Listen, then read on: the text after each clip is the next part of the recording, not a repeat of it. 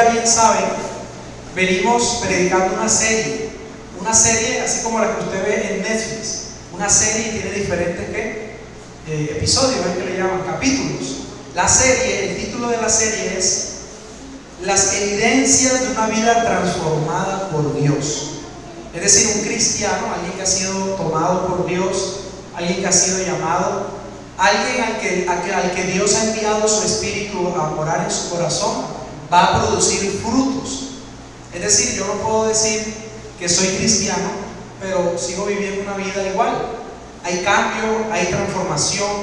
Es un proceso, sí, no es de la noche a la mañana. No espere que su esposo de la noche a la mañana, ¡pum!, ya cambió de actitud y ahora, o la esposa, o los hijos, y ya fueron a la iglesia y ¡pum!, hubo un cambio 100%. Puede que sí, porque Dios es soberano, ¿verdad? Dios puede hacer así, cambiar a una persona completamente, porque para Él nada es imposible. Pero Dios ha decretado, ha planeado, que cuando nos salva, envía su espíritu y empieza un proceso. La salvación, hermanos, la salvación no es un proceso, o sea, el ser salvo, el ser justificado, es una obra instantánea. Dios te llamó, te justificó, te dio la fe, eres salvo porque crees en Cristo. Pero a partir de ahí viene lo que es el proceso de santificación, que no es nada más que el fruto o los frutos que el cristiano, que ese nuevo hombre, que esa nueva mujer va produciendo en el transcurso de su vida. Entonces, la salvación, cuando Dios nos llama y nos salva, Él nos salva inmediatamente, pero la santificación es un proceso de santificación. De eso vamos a hablar un poco hoy, y estamos hablando en esta serie de esas evidencias. Hemos visto, hermanos, a manera de repaso muy rápidamente en las predicaciones anteriores, que un verdadero cristiano ama al Señor. Y como ama al Señor, ese cristiano y esa cristiana verdadera, entonces está comprometido con Dios. Es decir, un cristiano adquiere, aparte de su trabajo, de su empresa, de sus hijos, de su esposa y de todo lo demás, él adquiere un nuevo compromiso, tiene una nueva responsabilidad. Y que a medida que Dios nos va santificando, esa responsabilidad se va volviendo prioritaria, primordial. El Señor va ocupando, aunque Él ya debe tener el primer lugar en nuestras vidas, no obstante es un proceso donde Dios va eliminando todos los ídolos que nosotros tenemos.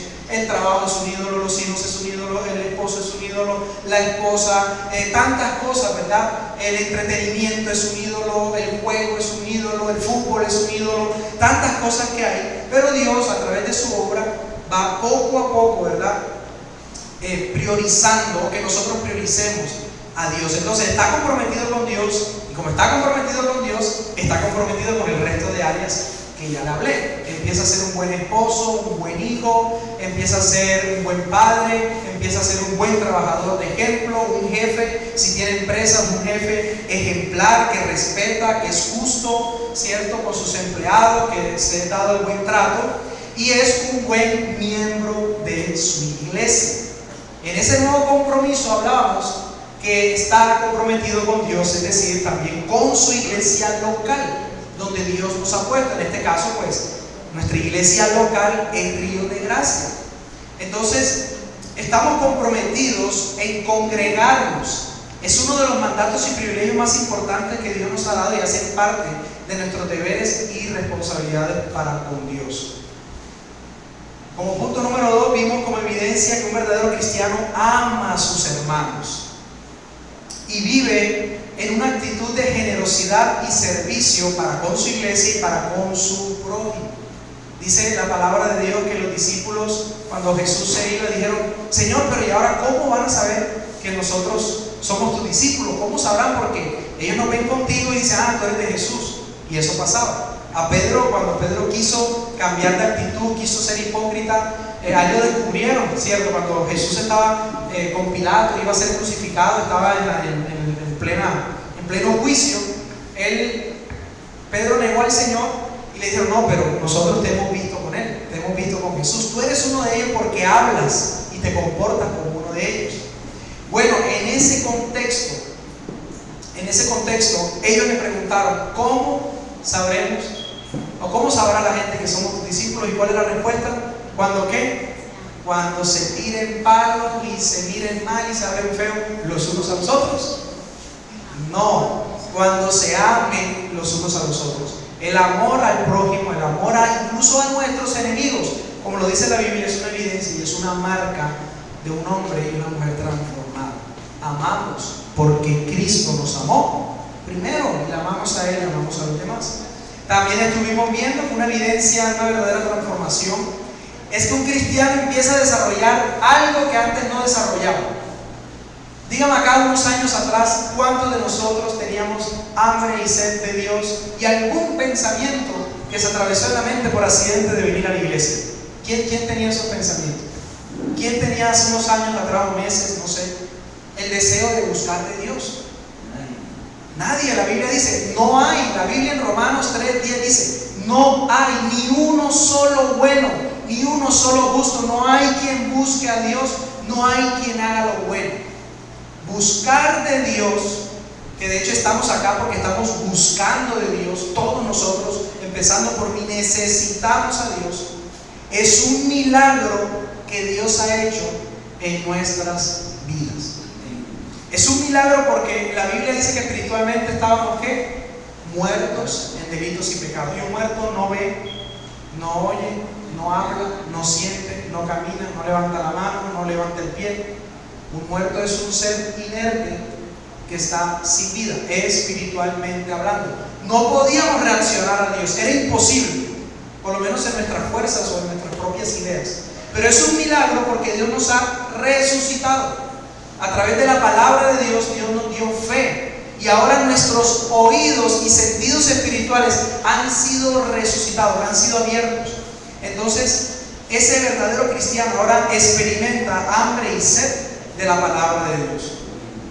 La Biblia dice, desear como niños recién nacidos la leche espiritual, no adulterada, ¿cierto?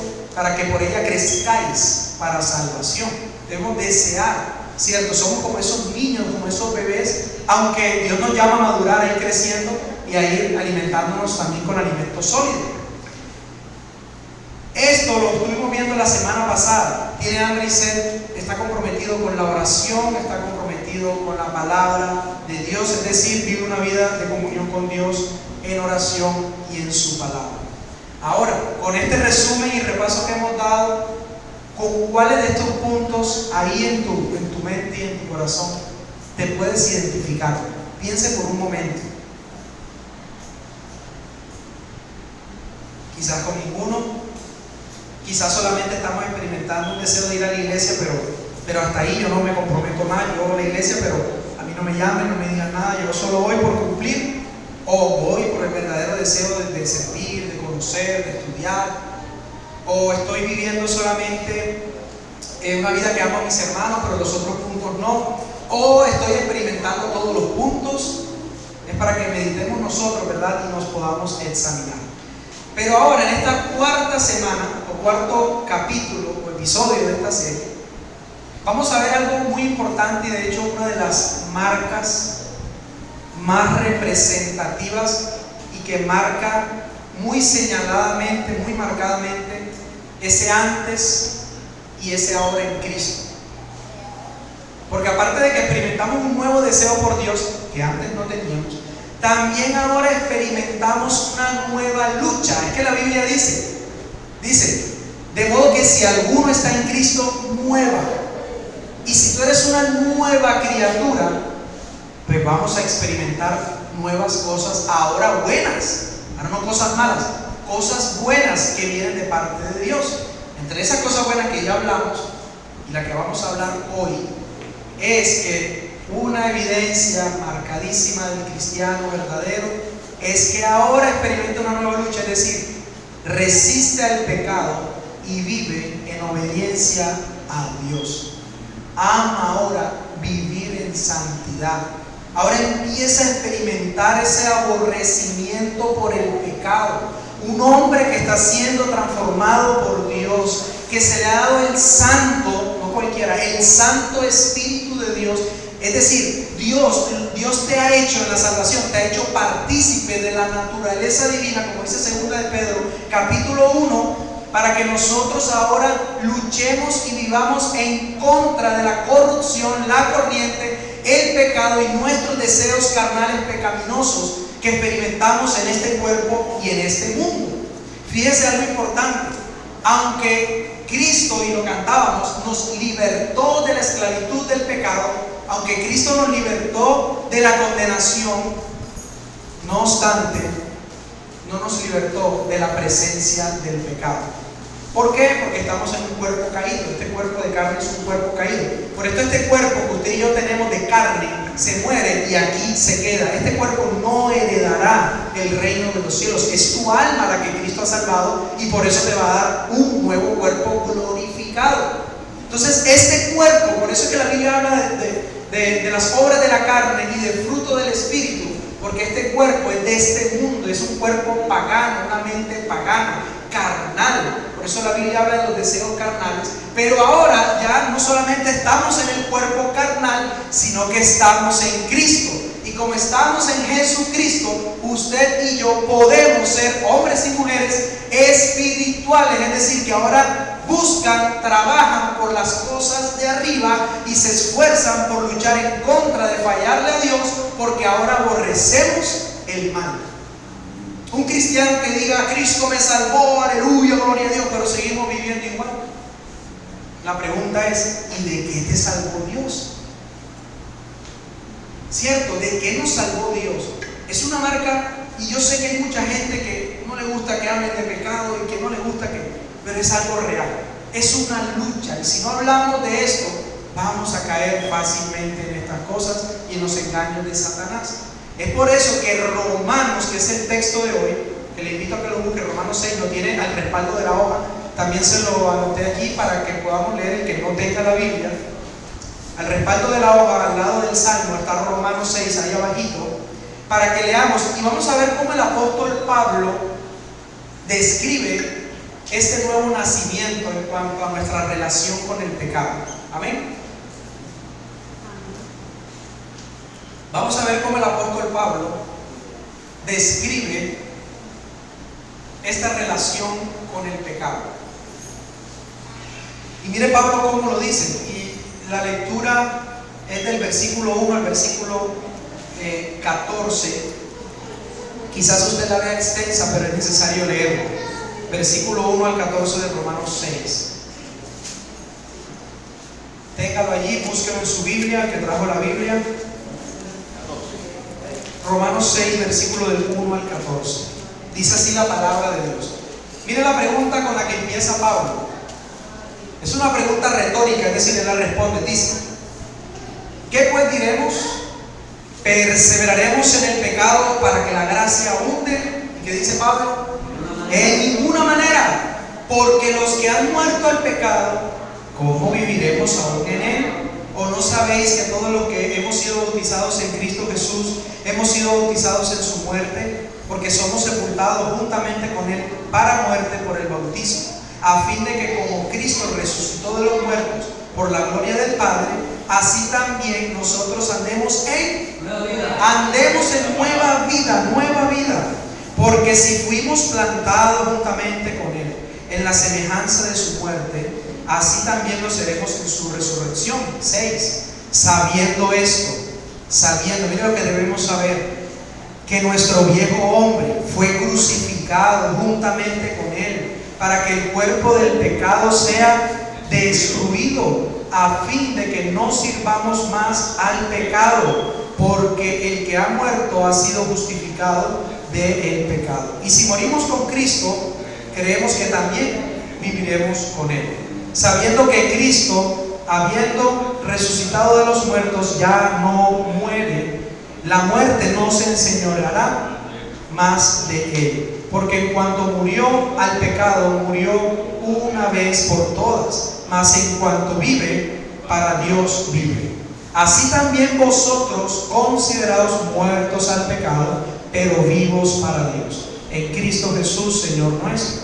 Miren las recomendaciones de esto, y dice: no reine pues el pecado en vuestro cuerpo mortal, de modo que lo obedezcáis en sus concupiscencias, ni tampoco presentéis vuestros miembros al pecado como instrumento de iniquidad, sino presentaos vosotros mismos como vivos de entre los muertos a Dios, y nuestros miembros a Dios como instrumento de justicia.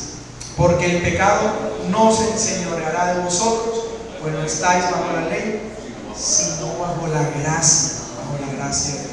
Mire este tratado tan tremendo, y sigue hablando, de ahí en adelante del apóstol Pablo, quizás vamos a tocar algunos versículos siguientes. Tremendo lo que aquí dice, tremendo. Pablo aquí está hablando una verdad absoluta, no es relativa. Pablo aquí no nos está dando una opción y la oportunidad que en el mundo evangélico muchas personas piensan. Muchas personas piensan y dicen y creen de que como Cristo ya nos salvó, ya nos perdonó, y como Dios efectivamente cada vez que nos arrepentimos nos perdona, y como somos salvos por gracia, y como el Señor nos salvó no por obra sino por gracia, entonces yo puedo vivir como quiera. Yo puedo seguir viviendo en el pecado, puedo seguir viviendo una vida desenfrenada, vivo como si nada, solo de boca diciendo sí, yo amo a Cristo, sigo a Cristo, soy cristiano, pero puedo vivir mi vida normal sin ningún cambio ni transformación, porque es que si yo peco, pues rezo y empato. Mentira de Satanás, directamente del libro de los infiernos, esta frase: peco, rezo y empato. Pablo aquí no nos está dando ninguna posibilidad de tergiversar la definición de la gracia. La gracia, aunque es verdad que Dios nos salvó por gracia, que Dios te perdona por gracia, que el Señor tiene misericordia y si te arrepientes Él te perdona, amén, amén, eso no tiene duda. No obstante, la gracia de Dios no es un colchón, no es una cama, no es un sofá, o más bien no es una licencia para pecar. La gracia de Dios no es una licencia para pecar, sino al contrario, es el poder infundido de Dios para obedecer. Entonces, una de estas evidencias es que a los que Dios salva, a los que Dios salvó, Dios santifica. A los que Dios salva, Dios santifica. Recordemos santificación, aquel proceso en que Dios nos está moldeando, nos está limpiando, nos está formando a la estatura de Cristo, porque esa es la santificación, el Espíritu Santo llevándonos a ser más como Cristo, a parecernos más al Señor, va moldeando nuestra vida, las áreas de nuestra vida. Entonces muchos confunden la gracia de Dios con permisividad. Algunos piensan, si Dios me perdona, entonces puedo pecar y después pedir perdón. Sin embargo, Pablo responde con firmeza y dice: de ninguna manera. ¿Por qué? Porque la gracia no nos deja cómodos en el pecado. Si estamos cómodos con el pecado, entonces eso no es gracia, sino que ¿qué viene siendo? Una desgracia. No estamos viviendo en la gracia, ¿verdad? Sino en desgracia. Sino que más bien la gracia nos saca de esa vida. El verdadero cristiano entiende que ha muerto al pecado y que ahora vive para Dios. Imaginen a un preso, una persona que tuvo muchos años presa o secuestrada, pero que decide voluntariamente volver a su celda y cerrar la puerta por dentro con llave. Sería absurdo. Así es cuando un cristiano, habiendo sido liberado por Cristo, regresa a los hábitos que antes lo esclavizaban. Por ahí en redes sociales a veces sale una imagen, un videito. Los elefantes, cuando están desde pequeños, a ellos le amarran una pata cuando están pues siendo criados, alimentados y esto, pues están en una finca, en una hacienda, para que obviamente ese elefantico pues no se vaya, no se pierda. Y el elefante toda su vida se ha acostumbrado a estar atado, no sé, lo atarán en algún lugar fuerte, un poste grande o algo, y le atan la pata, y el animal sabe que si él camina acá, ahí ya no puede avanzar porque le hace fuerza, porque está atado, no puede pasar de ahí. Y a medida que el animal crece, eso fue un experimento que hicieron, decidieron cortarle la pita o la cadena o lo que tuviera puesto allí, pero le dejaron en la pata el amarre, pero ya lo habían cortado del lugar donde estaba atado. Y fíjense cómo son las cosas. Este animal que ya era libre, había crecido, un elefante, imagínense, mucho más grande, creo yo, que este techo, esta altura más grande. Estaba con su mentalidad, aunque había sido libertado, su mente todavía estaba cautiva.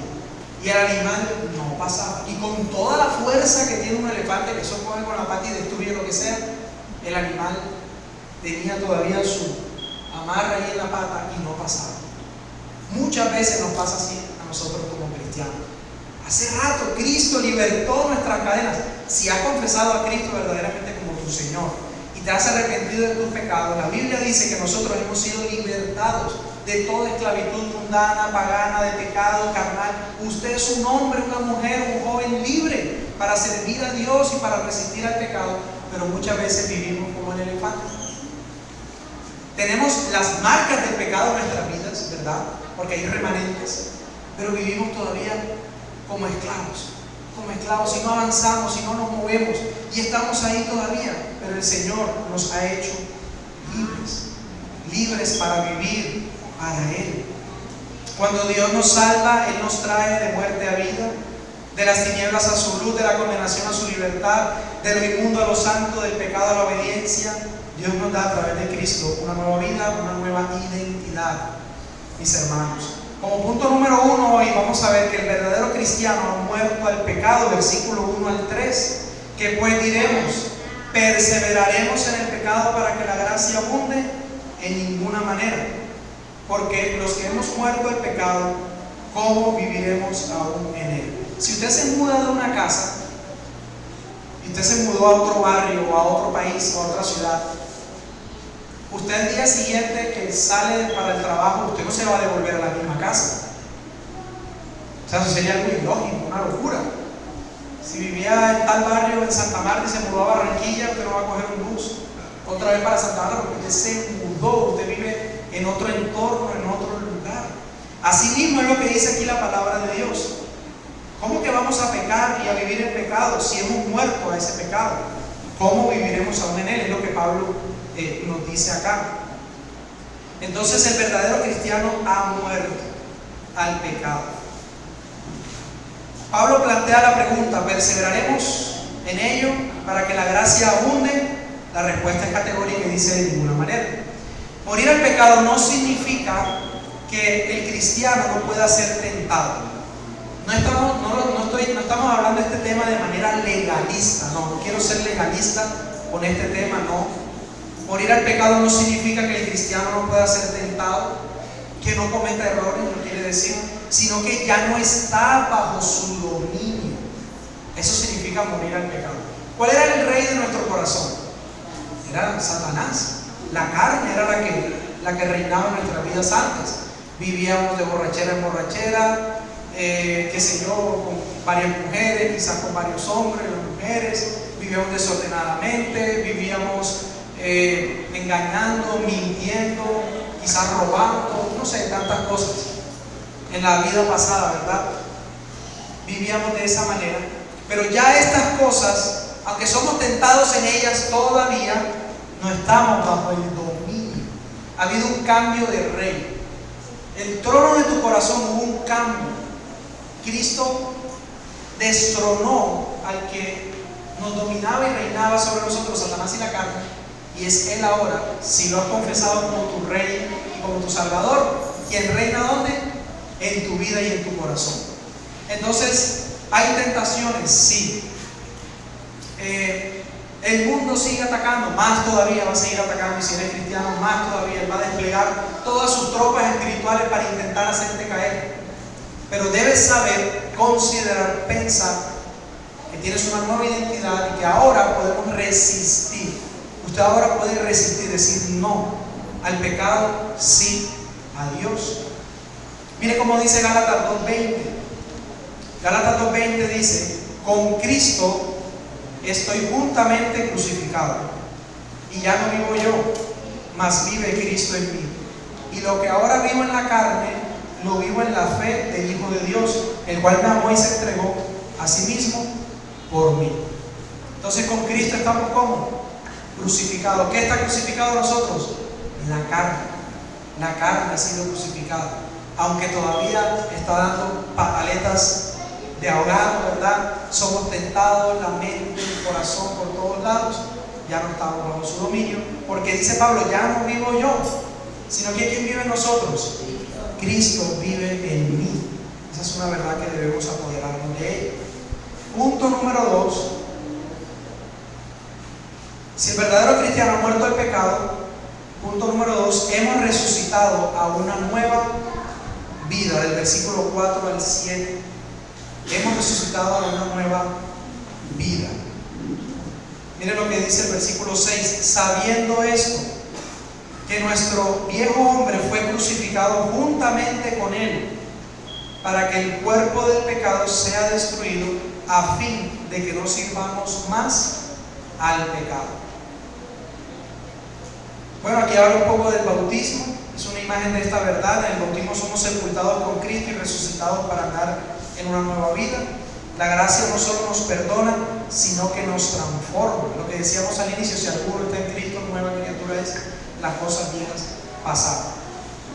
Entonces, el cuerpo del pecado fue crucificado a fin de que no sirvamos más, es decir, que no presentemos más nuestros cuerpos y nuestros miembros a la carne, a lo que desagrada a Dios, porque nos ha llamado a una nueva vida, esa nueva vida en Cristo que solamente tenemos en Él. Amén. Y punto número 4, ya el pecado, punto número 3, perdón, el pecado ya no tiene dominio sobre nosotros. Mire cómo lo dice el versículo 9. Y si morimos con Cristo, creemos que también viviremos con Él, sabiendo que Cristo, habiendo resucitado de los muertos, ya no muere. La muerte no se enseñorea más de Él, porque en cuanto murió al pecado, murió una sola vez por todas, mas en cuanto vive, para Dios vive. Versículo 11. Así también vosotros, ahí habla ya entonces de nosotros. ¿Cuál es nuestra respuesta? ¿Cuál debe ser nuestro pensamiento? Consideraos. Es decir, mírate a ti mismo, ¿cierto? Mírate a ti mismo, considérate a ti mismo, muerto al pecado, pero vivos ¿para quién? Para Dios en Cristo Jesús, Señor nuestro. Cuando estábamos en el mundo, estábamos muertos para Dios y vivos para el pecado. Ahora en Cristo, en la nueva vida, es lo contrario. Estamos vivos para Dios y muertos a este mundo, al pecado, a la carne. Es una verdad también que debemos atesorar. Considerados muertos al pecado significa que debemos estimar nuestra vieja naturaleza pecadora como muerta y sorda al pecado. Antes estábamos muertos y sordos para Dios. No queríamos nada, no escuchábamos a Dios, dábamos la espalda, vivíamos bajo nuestra propia voluntad. Ahora es lo contrario, sordos y muertos para el pecado. Debido a nuestra unión con Cristo, hemos sido unidos, somos creyentes porque estamos en Cristo. Ya no estamos atados a esos viejos deseos e impulsos carnales.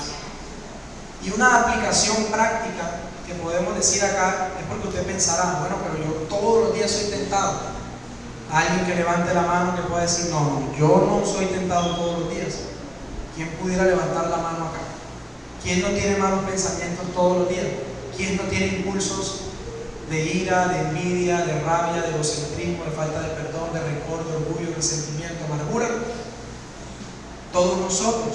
Y la pregunta es, pero yo sé que soy cristiano, pero soy tentado y siento que el pecado está más fuerte cada día. Bueno, la Biblia nos da el único y suficiente paso para mitigar esos impulsos y deseos carnales que dice Pedro, todavía batallan en nuestra alma. Y Jesús se lo dijo a los discípulos. Los discípulos Jesús los invitaba a orar y no iban. Jesús los llevaba a vigilar y se quedaban dormidos. Jesús les decía, vamos a madrugar a orar, y no se levantaban a orar. Entonces Jesús se acercó y les dijo, velad y orad para que no entréis en tentación. No hay 10 claves para el éxito espiritual, 20 claves, 20 principios para vencer el pecado. No, hay uno solo: la oración. La oración. Orar. Cambiar lo carnal. La oración en cuanto a la tentación es cambiar lo carnal de mi mente por lo espiritual de Dios. Porque creen que Pablo dijo, llevando cautivo. Nosotros, cuando somos tentados, porque el pecado empieza de dentro, la Biblia dice del corazón, de la concupiscencia. Porque la concupiscencia es el deseo desenfrenado por hacer lo malo. El pecado no es que viene de afuera. No, el pecado está por dentro porque tenemos concupiscencia. Y en ese contexto, el Señor Jesús les dijo: velad y orad para que no entréis en tentación. Entonces es cambiar lo carnal por lo espiritual, ¿cierto? Y es orar para poder nosotros mitigar esos ataques, como dice la palabra de Dios, colocándonos la armadura de Dios en Efesios 6, que habla del escudo de la fe, la coraza de justicia, ¿verdad? El calzado del evangelio. Entonces, esos 100 pasos que podemos decir acá para vencer estas cosas se resumen en uno: velar y orar. Velar, ¿qué es? Estar atento, estar alerta, identificar cuando es un ataque, identificar en mi corazón si es un impulso pecaminoso, si pequé, examinarme, y si fallé, pedir perdón, ser limpiado, levantado, seguir adelante, velar. Estar velando es estar atento, así como vela la guardia, ¿cierto? La guardia presidencial, los soldados, el ejército, la policía, están ahí velando, están cuidando, ¿cierto? ¿Qué debemos cuidar entonces? Nuestros pensamientos. Entonces les decía que el apóstol Pablo dijo: llevando cautivo todo pensamiento a la obediencia en Cristo Jesús. Esto a mí, cuando yo empecé en la iglesia, me lo enseñó uno de los líderes en ese entonces, que daba clases de discipulado hablando de este tema, y él citaba y explicaba este texto. Cuando somos tentados en nuestra mente, porque les decía que empieza por dentro de nosotros, nosotros tenemos el poder y la seguridad, la certeza, la fe de poder aferrarnos a esa palabra y aplicarla. Llevo cautivo X pensamiento a la obediencia a Cristo Jesús. Tengo pensamientos de robar, llevo este y oro: Señor, líbrame de esta tentación, llevo mis pensamientos cautivos a la obediencia. Estás cambiando lo carnal por espiritual, porque Dios te dijo no robar, pero la carne te está diciendo: pero ¿por qué no te coges esos pesitos de más que te sirven y nadie se da cuenta? La carne te está tentando por un lado, ¿cierto? Llevo cautivo mi pensamiento a la obediencia en Cristo. Quiero mentir porque es el camino fácil para no meterme en un problema.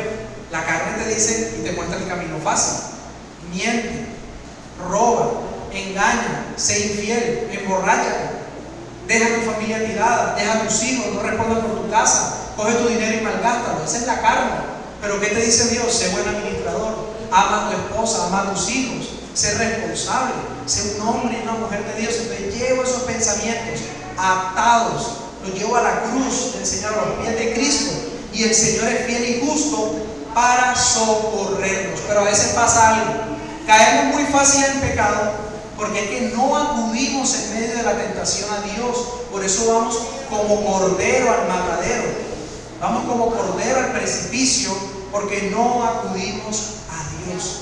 Eso es como cuando está el incendio y estamos desesperados por el incendio y tenemos el agua ahí para apagar, el extintor para fumigar, para mitigar esa candela, ese fuego.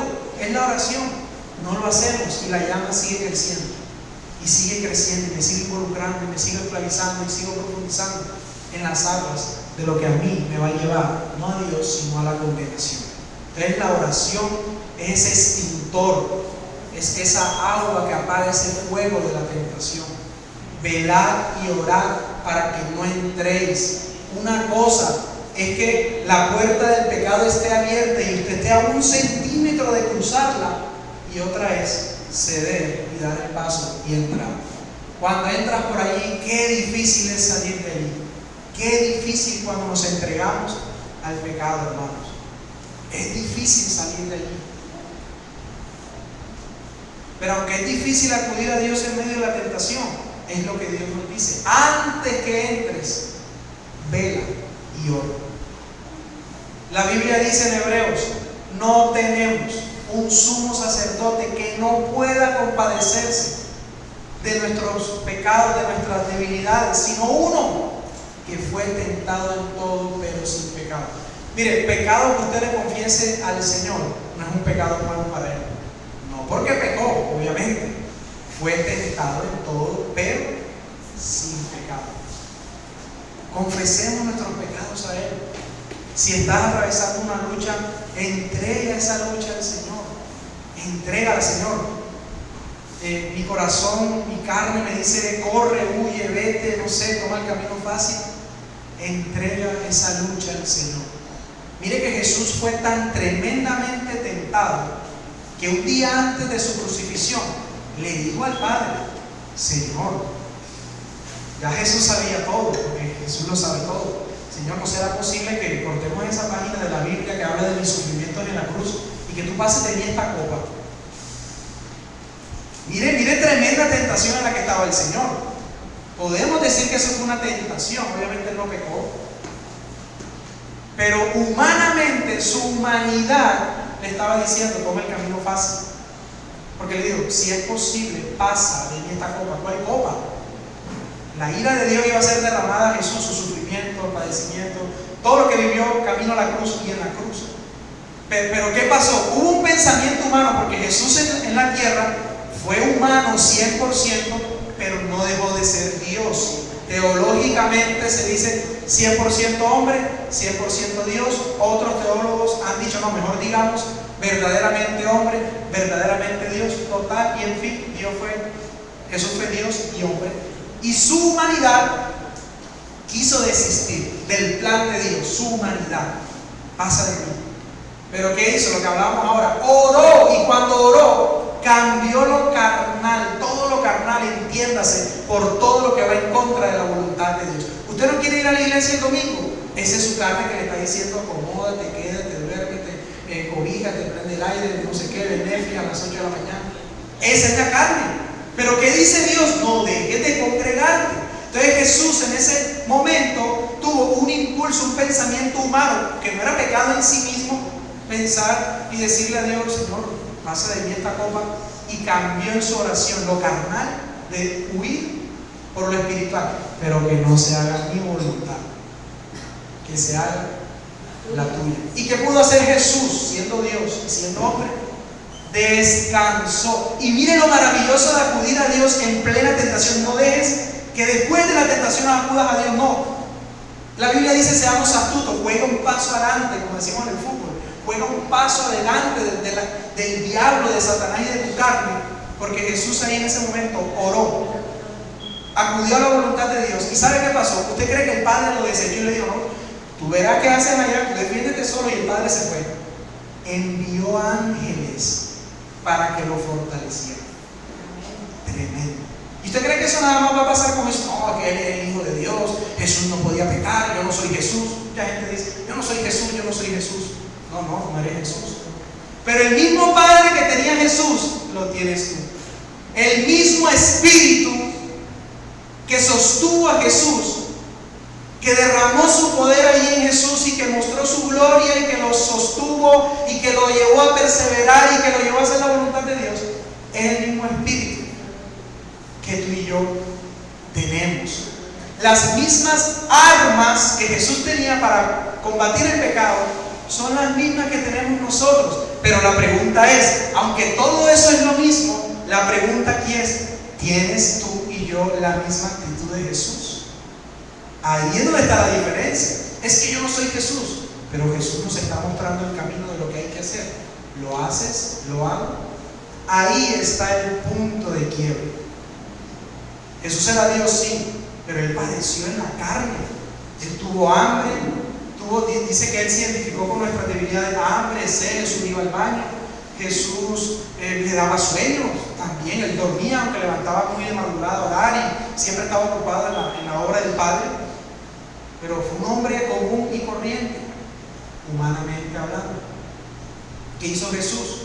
Jesús es el Verbo encarnado, es decir, el cumplimiento de toda la palabra encarnada. Por eso Juan 1 dice: el Verbo se hizo carne. El Verbo estaba con Dios y era Dios y se encarnó. O sea, toda la palabra. Por eso Él cumplió toda la palabra para enseñarnos a nosotros cómo vivir espiritualmente. ¿Tienes tú la misma actitud de Jesús cuando somos tentados en el pecado? Él acudió y Dios respondió. Ningún hijo o hija de Dios que se humille delante de Dios, que se presente con un corazón contrito y humillado, jamás va a ser dejado a merced de sus luchas, debilidades y aflicciones, va a ser dejado, tirado, abandonado por Dios. Nunca, nunca, jamás. Aunque acudamos muchas veces y yo te diga, yo oro, yo me arrodillo, yo hablo, yo digo, yo grito, yo clamo, yo oro y no veo respuesta, Dios nos está enseñando a esperar y a confiar solamente en Él. Incluso Dios es tan bueno, Dios es tan soberano, que incluso destruye nuestros propios recursos para nosotros no tener nada de que gloriarnos. Tremendo es Dios. Pero es que ese era mi trabajo y me lo quitaron. Dios te está enseñando, no está enseñando a que no trabajemos, no, te está enseñando a que sí, un trabajo es una bendición, pero la provisión viene de mí, viene de Él, viene de Dios. Tengas o no tengas, te asciendan, no te asciendan, te saquen. Por ejemplo, es que esto era lo único que yo tenía y se me fue, se me acabó. Eres cristiano, Dios quiere mostrar su gracia, su gloria, su provisión, su misericordia. Y Él permite la destrucción de nuestros recursos que a veces se vuelven ídolos. El sueldo de una empresa se vuelve un ídolo, muchas veces, ¿cierto? Y vuelvo y digo, Dios nos manda a trabajar, nos manda a ser diligentes, nos manda a ser diligentes y a ser emprendedores, trabajadores, pero muchas veces Dios permite estas cosas para Él darse a conocer en un mayor nivel. Primera de Pedro 2:11, ya para ir finalizando, dice: amados, yo os ruego como a extranjeros y peregrinos que os abstengáis de los deseos carnales que batallan contra el alma. Romanos 13, 12, 14 también nos dice: la noche está avanzada y se acerca el día. Desechemos pues las obras de las tinieblas y vistámonos de las armas de la luz. Andemos como de día, honestamente, no en glotonerías, no en borracheras, no en lujurias, no en lascivias, no en contiendas ni envidias, sino vestidos del Señor Jesucristo y no proveáis para los deseos de la carne. El pecado ya no reina en la vida del creyente, porque el pecado fue destronado de su corazón y nuestra relación con el pecado cambió. Antes éramos esclavos, ahora somos libres. Y Juan 8:36 dice: si el Hijo del Hombre os libertare, seréis verdaderamente libres. Como respuesta entonces, como último punto final en conclusión, como respuesta a lo que hemos visto que Dios ha hecho en Cristo por nosotros, de libertarnos, de darnos una nueva vida, de darnos su espíritu, de darnos las armas, las herramientas, el poder, la fuerza, la disposición, el deseo de ahora honrarle, glorificarle, adorarle, servirle, conocerle. Como respuesta nos la da en el versículo 12 al 14: presentemos nuestros cuerpos a Dios como instrumentos de justicia. Dado que el reinado del pecado ha sido destruido en la nueva vida que Cristo nos ha dado, todos los intentos por parte del pecado para recobrar el dominio ahora pueden y deben resistirse. Nuestro cuerpo, que alguna vez fue gobernado por deseos pecaminosos, ya está en capacidad para no ceder ante ellos. Romanos 6, también hay el 19, ahí más adelante dice: hablo como humano por vuestra humana debilidad, que así como para iniquidad presentasteis tu cuerpo para servir a la inmundicia y a la iniquidad, así ahora presenta tu cuerpo para santificación, presentar vuestros miembros para servir a la justicia. Romanos 6, 19 al 23. Ahora el versículo 22 del mismo de Romanos 6 también remata diciendo: mas ahora que habéis sido libertados del pecado y hechos siervos de Dios, tenéis por vuestro fruto la santificación y como fin la vida eterna. Porque la paga del pecado es muerte, mas la dádiva de Dios es vida eterna en Cristo Jesús, Señor nuestro. La santidad no es tanto una posición. Somos santos en Cristo, es más allá y es una práctica diaria. La clave ahora entonces es presentar nuestros cuerpos como vivos delante de Dios. Y Primera de Pedro dice: 1:15, sino como aquel que os llamó es santo, sed también vosotros santos en toda vuestra manera de vivir. Primera de Pedro 1:15, 16, porque escrito está, sed santos porque yo soy santo. Quiero terminar hace rato, pero vamos a concluir con una ilustración también que nos puede ayudar un poco. Los músicos, aquí hay 2 músicos, si no estoy mal. Un instrumento musical, si usted me da a mí un violín, yo medio toco el piano y medio toco la guitarra y vamos aprendiendo. Pero si usted me da un violín o una batería, yo formo un desastre porque no sé tocar esos instrumentos. Se forma un zafarrancho que usted no quiere oír y usted quiere salir corriendo, ¿cierto? Un instrumento musical en manos de un músico talentoso produce melodías hermosas, armónicas y agradables. Usted se ha deleitado viendo un pianista, tremendo guitarrista, tremendo cantante. Pero un instrumento musical en manos equivocadas produce ruido. Nuestras vidas son instrumentos que ahora están en manos de Dios. Antes estaban en manos de Satanás como instrumento. ¿Y qué producíamos? Muerte era lo que producíamos, muerte, condenación, pecado.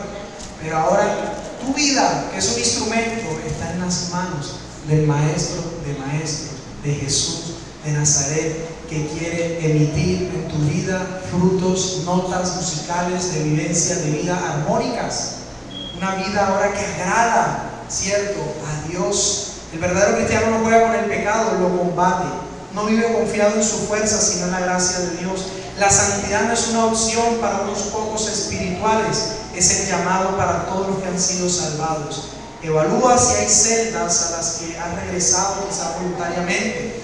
Recuerda que el pecado ya no es tu amo, Cristo lo venció. Decide hoy, hermano, presentar tu vida como instrumento de justicia a Dios. Si hoy estás aquí sin Cristo, este es el día que Dios ha escogido para que creas en Él, te arrepientas de tus pecados y lo recibas en tu corazón.